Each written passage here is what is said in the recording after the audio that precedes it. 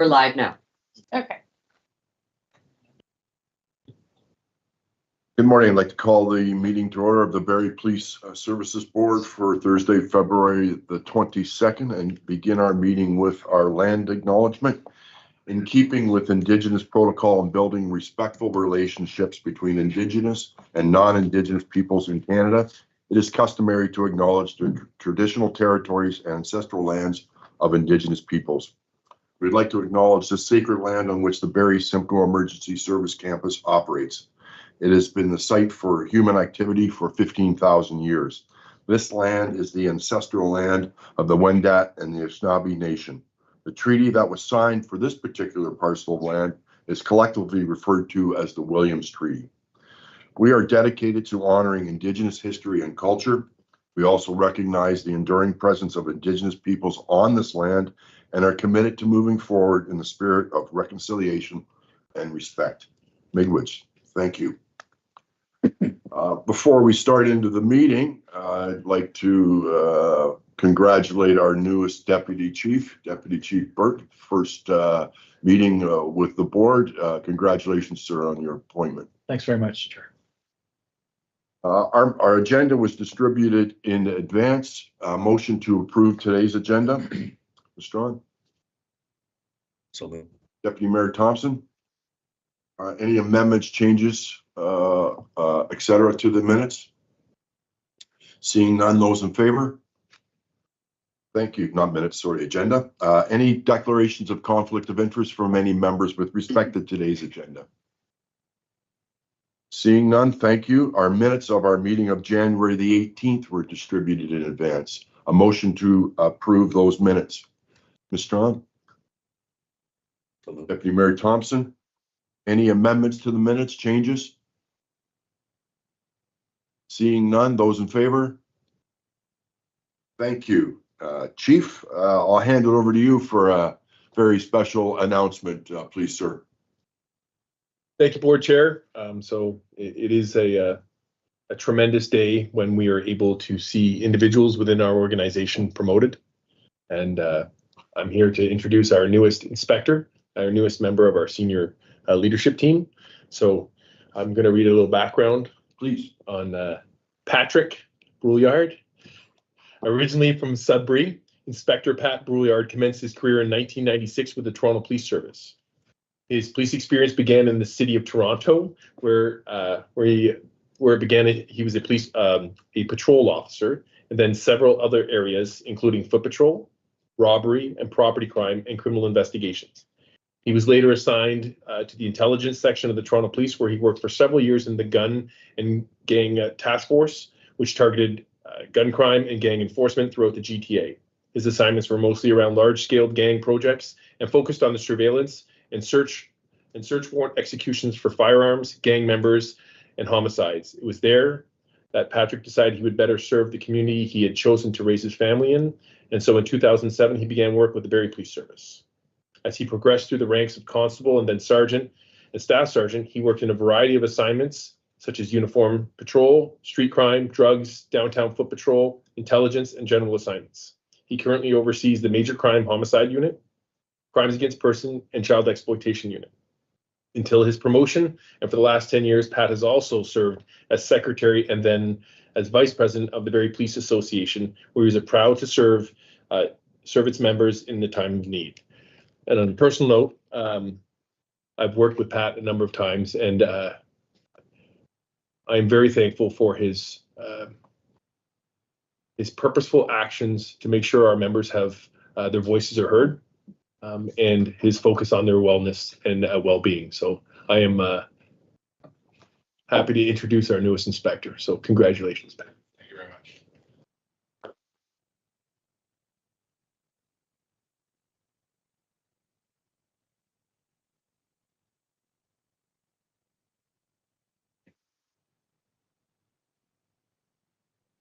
Yeah. Back to work, sir. Yeah. Let's go.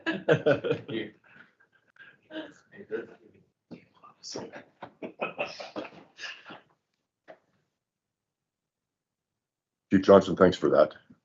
There were 3 items in our consent agenda which were distributed to the board in advance: staff acknowledgements, public complaints, and equity, diversity, and inclusion committee update.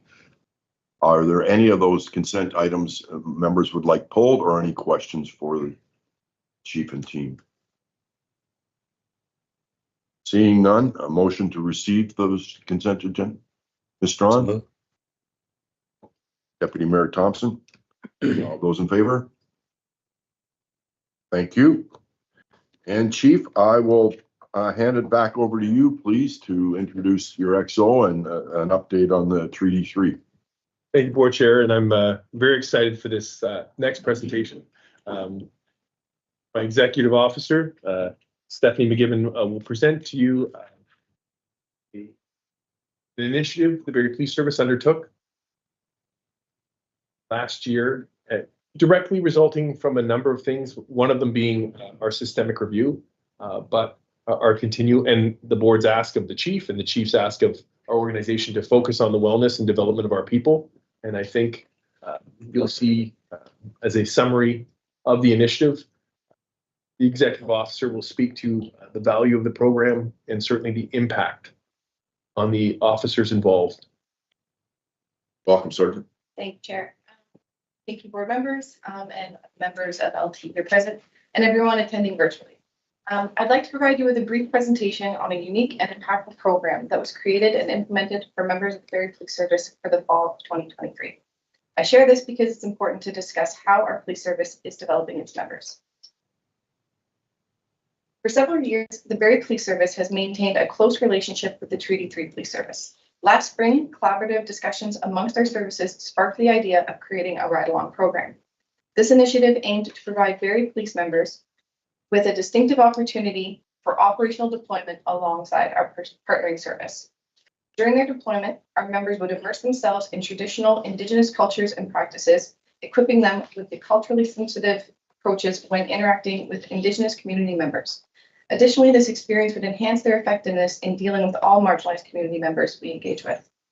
This marked the beginning of the planning process. To begin, I will provide you with a brief overview of the program.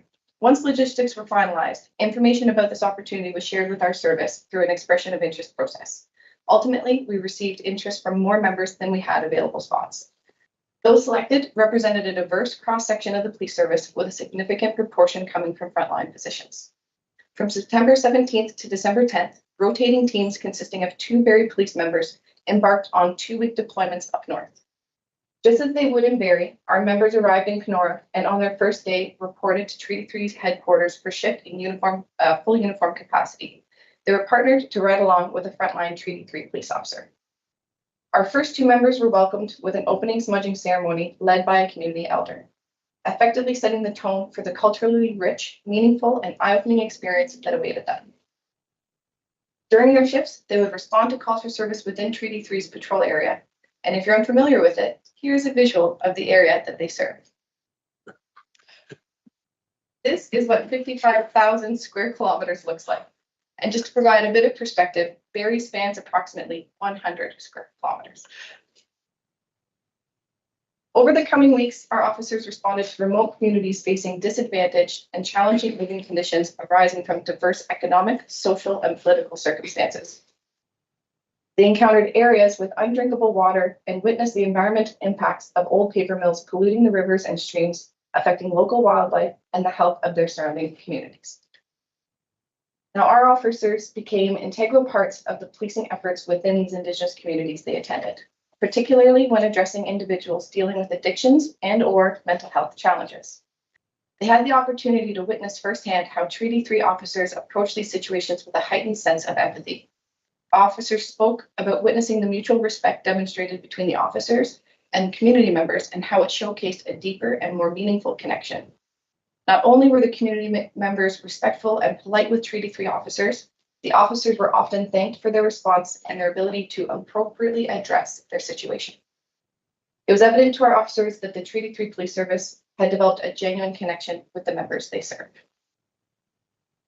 This report also translated to the downtime in between calls for service. The presence of the Treaty 3 police officers within the Indigenous communities was not perceived as adversarial. Instead, it was warmly welcomed by its residents.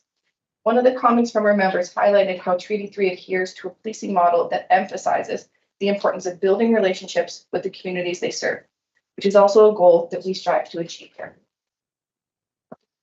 Throughout their working days, Treaty 3 actively engaged our members in community events, providing them with a richer understanding of the true essence of community.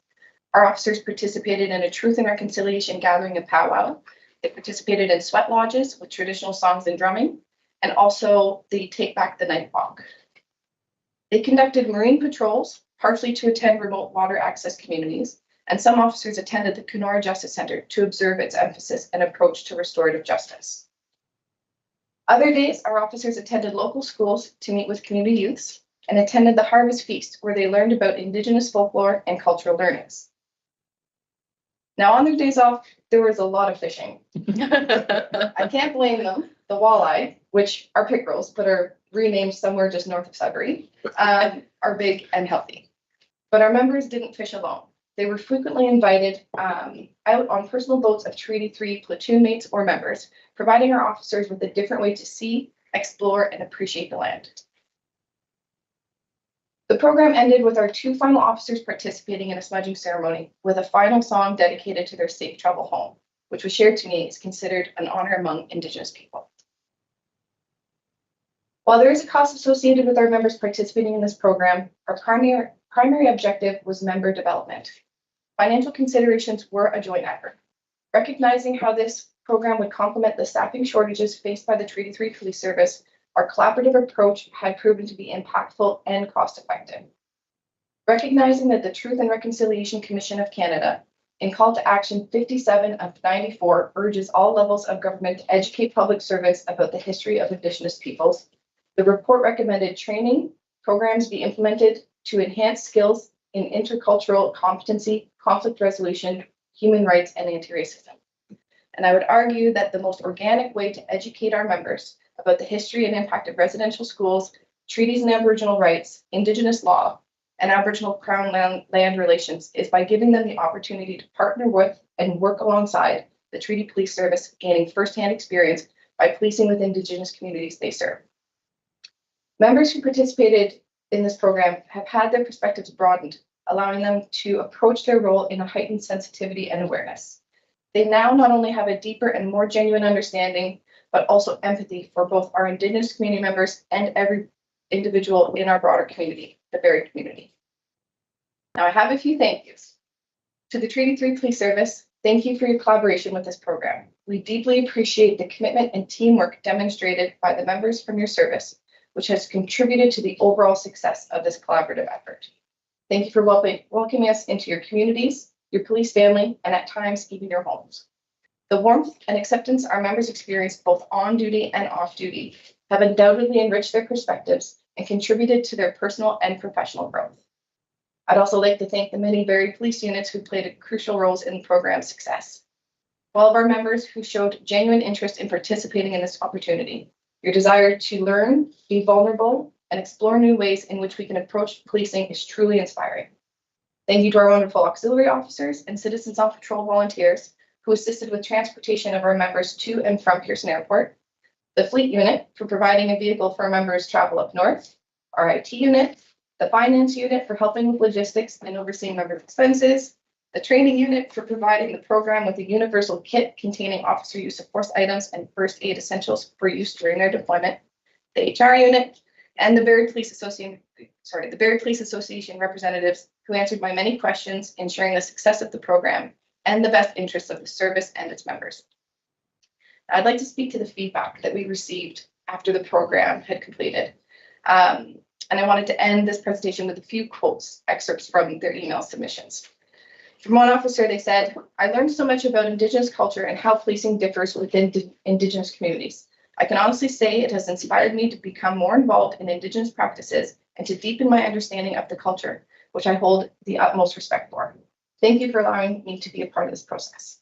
Another officer wrote, "I thought I understood generational trauma when I agreed to participate with this experience. It turns out I really didn't know, and I also didn't know my privilege either. I have a greater and true understanding and empathy for any person in our community that I, as a police officer, provide services to. This experience has provided me with a different and broadened lens in my approach moving forward. Another excerpt is, getting to work with a different police service was a great experience, providing insight in their way of life in the Indigenous communities, which is far different from what we see here. This program is a great way to expand your worldview while using your existing skills to make a positive impact. And finally, this training has been the highlight of my career so far and has developed me as a police officer and a person. Excellent. Thank you, Sergeant McGinn. Any questions? I have a couple, but from the board, any questions? Robert? I guess one. But thank you, first of all, for the presentation, and it sounds like the program was very successful. I'm just wondering, is there a way in which the Barrie Police Service will track or evaluate our relationship or interaction with Indigenous or other marginalized communities, like, based on this training? Like, will we be able to see evidence of this going forward in an evaluative fashion? That's a good question. I mean, maybe the chief can answer this further, but I feel like because 99.9% of our interactions with our community, they go untracked, unnoticed, undocumented. So I feel as though this is going to be more of an organic growth, that those transfer skills, what they've learned up there, will just kind of naturally come out with the way in which they interact with our community every single day in the 70,000 calls we do a year. Yeah. Gee. Yes, and that question is fair, because I'm that individual is all about the tracking and what is the impact. And certainly, to Sergeant McGibbon's point, though, those interactions, so hard to track individually, even people's perceptions of when they see us, when we're not actually dealing with them, but they see us dealing with other people, and how impactful that can be. But there's and because this is individuals that went up there, not the entire service, that alteration, perhaps, that richness in the cultural change for us, the enhancement of our awareness, that takes time, but certainly define. I can't say that we have a specific measurement to say we did this and we got that, but that in no way detracts from the impactful nature of this initiative in terms of what it did for those officers, and when they came back, and the conversations that take place in the parade rooms and in the offices, and the impact on the individual officers and what they share. That is change at an organic level that certainly we are called to make ourselves more aware of Indigenous culture, but this is a way to actually alter that change in a very functional way. It's just a little harder to track. And I think that's totally fair. And as a board member, we get the reports, so it's harder to see that organic change. But I think that's probably some of the most important change, when you're actually changing the hearts and minds of individuals and the way that they approach things. It's nice to hear that it's happening out there, and I think our community is seeing that in the interactions. And I think, as far as tracking goes, the quotes provided in the presentation, some were from officers who are maybe difficult to make smile on a good day. So I find success in that, when it comes to that sensitivity that they are now expressing through what they experienced up there. To me, that's a huge win for the service, but again, for the community. Because, hopefully, if the officers do continue to engage in learning more about Indigenous cultures and practices, perhaps their involvement will increase and be more present, say, at the Barrie Native Friendship Center, again, on their own, not prompted, because of how they were impacted up north. Sergeant, is there any discussion at senior command with a same or similar program, either with a different service or continuing this, or other communities is there any discussion at this stage? In January, I did have a debrief meeting with Treaty 3 virtually, and they are very interested in pursuing this further. They were also incredibly pleased, again, because we did speak to staffing shortages, so it did complement where it is that they're lacking in, cost efficiency, cost of overtime versus splitting this program. And so they see value in it, but the biggest compliment through them was the members that were sent up and how compatible they were with their platoons, their communities, and their genuine interest in wanting to be there. But they would actually be interested in opening it up to the civilian side of our police service as well. So having our subject matter experts from the civilian side go up and work alongside maybe an area that they're trying to develop further there. But there's that cross-cultural and professional learning, right, for us. And so our members, civilian or sworn, will always bring that back with us. So recognizing that throughout our calendar year, there are more challenging times to send members. This was kind of strategic in the fall, summertime holidays, in-service training is completed. So September, December was ideal for us. But depending on the direction from the board and our leadership team, there could most definitely be a continuation of this program and branches of it to be more inclusive to the whole service. Good. I think that's important that you continue looking at it. I personally had an opportunity to speak with both our members and the Treaty 3 members about the program and the excitement and appreciation that they conveyed to me was very, very clear. So your emails and your comments were made clear directly to me when I met with our members and the Treaty 3 members. Well done. Thank you. All right, I'll slide back.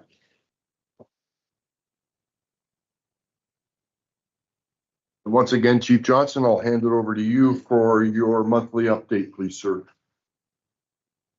Thank you, Board Chair, for the opportunity to highlight a few initiatives that have occurred since our last board meeting. Been a busy month, busy time. So after 35 years in policing, Deputy Chief Allen announced his retirement. On behalf of the members of the Barrie Police Service, I want to thank him for his dedication to the service and years of service to the community. Deputy Allen, the organization wishes you well in your retirement. Following this, on January 26th, the Barrie Police Service held a swearing-in ceremony to officially appoint Inspector Rob Burke to the position of Deputy Chief. I want to thank the board chair, the mayor, board members, local dignitaries, friends, family, and many co-workers who joined us on that day to celebrate this important moment in our service's history. It was a significant event that goes beyond a mere formality. It highlights the importance of leadership, community involvement, and a continuous commitment to service. Deputy Burke, I look forward to watching your success in this new role, and I encourage you to brace yourself for the exciting journey ahead. In other words, buckle up. February marks Black History Month, and there have been numerous wonderful celebratory events taking place within the city of Barrie. On February 10th, I had the pleasure of attending a Black History Month celebration at the 5 Points Theatre. The event successfully brought the community together to recognize local history and express support for honoring the contributions of African Canadians during Black History Month. We were also treated to some amazing jazz trumpet playing and skill set history across the decades by world-renowned music artist Brown Man Ali. On February 16th, Sergeant Kurt Phillips and Victoria Tumiwowicz, representing our EDI committee, attended the opening reception for Canvas for Change. This event celebrates Black youth artists aged 13 to 18. I just want to share that the exhibition will be on display at the McLaren Arts Center until February 29th, and I encourage our citizens to attend. On a further note, the City of Barrie calendar is a valuable tool showcasing a variety of community events for everyone to explore, demonstrating support for the contributions of Black Canadians and our community members. On February 11th, Deputy Burke and auxiliary member Victoria Tumiwowicz attended the Centra Food Market to help celebrate the Year of the Dragon. I believe there was a citizen on patrol there as well. Yes. Excellent. Celebrating Lunar New Year is a time-honored tradition marked by customs, rituals, and festivities that have been passed down through generations. And while the Lunar New Year marks the beginning of a new lunar calendar, our members value celebrations such as this one, as it provides those outside the culture with a valuable opportunity for cultural exchange and broader understanding. On February 8th, a formal announcement was made regarding the missing person, Autumn Shaganash, along with the offer of a reward. Autumn was last seen leaving a family member's home on June 9th. She was reported missing to the Barrie Police Service on Monday, June 12th, 2023. Despite continuous efforts by the Barrie Police Service Major Crime Unit, they have not uncovered any evidence to bring closure to this investigation and provide peace to Autumn's family. We are confident that someone has information about Autumn Shaganash's disappearance. A reward of up to $50,000 is being offered in the hope that it will lead to valuable information. If you have any information whatsoever, please call 705-725-7025, extension 2160. On February 7th, organizational researcher Madison Sharman and I attended the Southern Policing Institute to present evidence-based policing practices for the Command Officer Development course. Sharing the initiatives of the Barrie Police Service with our American neighbors is important. As a leader in innovative policing practices, it provides other police services with valuable knowledge and examples on how to adopt research-based strategies that have proven effectiveness. In our instance, at the Barrie Police Service, we have observed enhanced results in crime prevention, community safety, and policing effectiveness through the implementation of our operational evidence-based policing practices. We need to keep moving the needle with any platform that presents itself. Once again, the Barrie Police proudly joins the Show the Love campaign, an initiative aimed at connecting generations and spreading the love in the community. Handmade cards crafted by school children throughout the city were collected. Jenna Wickens from the CFS Counseling and Wellbeing gathered and delivered the Valentine's Day cards to various retirement and long-term care homes in the area. Thank you, Jenna, and to everyone who contributed to making a beautiful part of the community happier on Valentine's Day. Investigative highlights. On Wednesday, January 17th, the Barrie Police Service Street Crime Unit, assisted by our service's Tactical Support Unit, conducted a high-risk vehicle stop in the East End. As a result of this investigation, a criminal code search warrant was also executed at a North End Barrie residence. Investigators from the Barrie Police Service have located and seized ammunition and 3 different firearms, 2 of which were stolen from a violent residential robbery earlier this month. 4 Barrie residents have been arrested and are facing firearms, property, and other criminal code charges, which include failing to comply with court orders. On January 20th, officers noticed a parked motor vehicle in the North End with 4 male occupants inside. As they approached the car, the scent of cannabis was detected, prompting an immediate police investigation. During the search of the vehicle, a significant amount of suspected fentanyl, cocaine, and methamphetamine was discovered. All 4 males were taken into custody for possession of a controlled, of a Schedule I drug, as per the Controlled Drugs and Substances Act. While the arrests and searches were underway, one of the males was found to be in possession of a loaded 9mm semi-automatic handgun. Additionally, a substantial amount of Canadian currency was also located. Upon additional investigation, officers confirmed that the recovered firearm had been reported as stolen. All 4 individuals were detained for a bail hearing and are collectively facing multiple charges related to possession of drugs and possession for the purposes of trafficking under the Controlled Drugs and Substances Act, along with possession of a weapon for dangerous purpose, unauthorized possession of a firearm, knowledge of an unauthorized possession of a firearm, and possession of property obtained by crime. On January 30th, Barrie Police Service's Drug Enforcement Unit, in collaboration with the Tactical Support Unit, executed 2 search warrants under the Controlled Drugs and Substances Act. This operation was the outcome of a 2-month-long drug investigation. A 25-year-old male from Barrie has been arrested and charged with possession for the purposes of trafficking under the CDSA, unauthorized possession of a firearm, unsafe storage of a firearm, possession of proceeds obtained by crime. During a search of the Barrie residence, it was discovered that the individual was in possession of drugs with an estimated street value of $350,000. Additionally, a loaded 20-gauge shotgun was found within the residence. Following an ongoing investigation led by the Barrie Police High Harm Unit, a CDSA search warrant was executed on February 8th at an address in the south end of the city. A vehicle was also seized and later searched at Barrie Police Headquarters.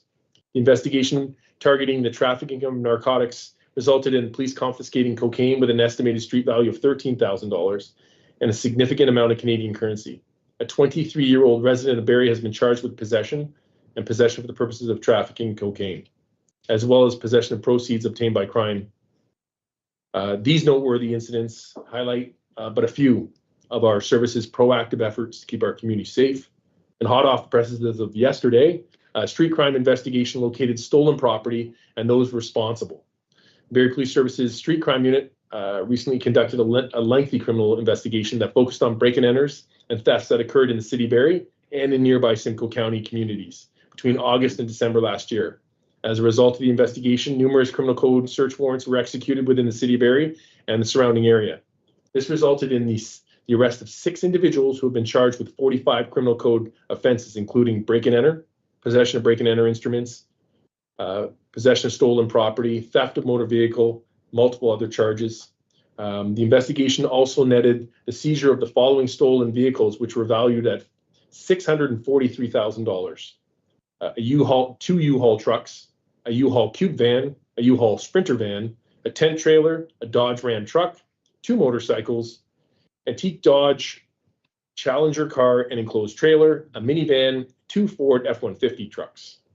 In addition to the recovered vehicles, the Barrie Police investigators also recovered an additional $80,000 in stolen property from various break-and-enters that had taken place during the 5-month period. Our organization is proud of the investigative efforts of our specialty units and appreciative of the dedication they have to the victims in our community. Last week, representatives of our service participated in the Advancing We in Policing Conference, emphasizing leadership of self, psychological safety in the workplace, inclusive leadership, alongside several other crucial topics aimed at culture and positive change within organizations. During the event, I had the privilege of moderating a panel discussion on culture change, but also participate in another panel featuring leaders from the Police Association of Ontario, Ontario Association of Chiefs of Police, and Ontario Association of Police Service Boards. The focus was on everyone's role and responsibility in assuring effective executive police leadership. This discussion held particular significance as delving into the responsibilities of each individual is crucial for establishing a well-functioning, people-focused, and adaptable team capable of navigating the complexities of policing services and leadership successfully. On February 20th, representatives from our services attended the Special Olympics bocce qualifier tournament, where 18 teams from 8 high schools across Simcoe County and Muskoka competed for a chance to advance to the championships in June. Our newly appointed Deputy Burke shared that the atmosphere in the gymnasium was unparalleled, characterized by vibrant energy and camaraderie, which is also a characteristic of our Special Olympians. And with that, I thank the board for the opportunity to update the board and the community with just a few of the highlights of the great work being done by our dedicated members. Excellent. Chief, questions for the chief, please, from the board. Not seeing anything. I just have one comment, Chief, and that's to congratulate you on recently completing a marathon. And I understand that your time allows you to, or qualified you for the Boston Marathon. So well done. I will not make reference to the fire department that had to assist at the end, but on behalf of the board, Chief, congratulations on your accomplishment. Well done. Thank you, Board Chair. Our next meeting will be March the 21st, 2024. A motion to adjourn. Thank you. Thank you, everyone, for your time and effort. Appreciate it very much.